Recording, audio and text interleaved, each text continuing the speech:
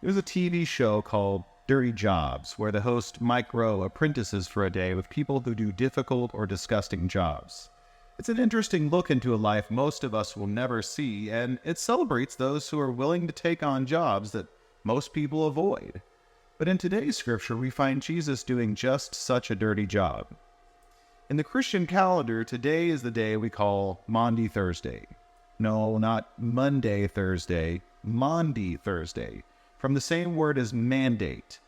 We call it this because today is the day where we remember his new commandment or mandate in today's scripture from John 13. Now, this passage is said as Jesus and the disciples sit down for what would be their Last Supper together. Jesus gets up from the meal and begins to do something unexpected. He washes the feet of his disciples. Now, what a strange thing to do, right? And in that time and in that culture, people did a lot more walking than we do now, and they walked not usually on beautifully paved sidewalks, but on dusty, dirty roads, also traveled by horses, donkeys, and other animals. And they did so not on the latest covered running shoe or leather boot, but usually in open-toed sandals without socks. Anyway, their feet were pretty gross.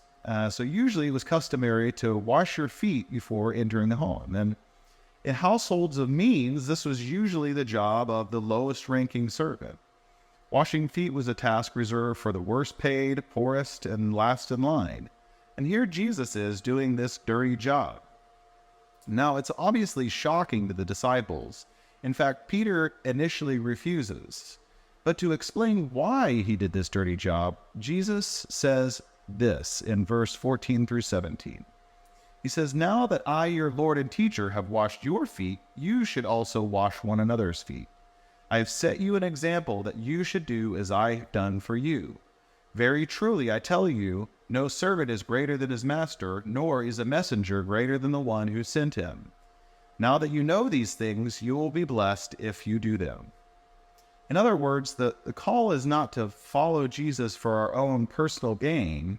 The call of discipleship is to serve others, to do the dirty jobs no one else will do.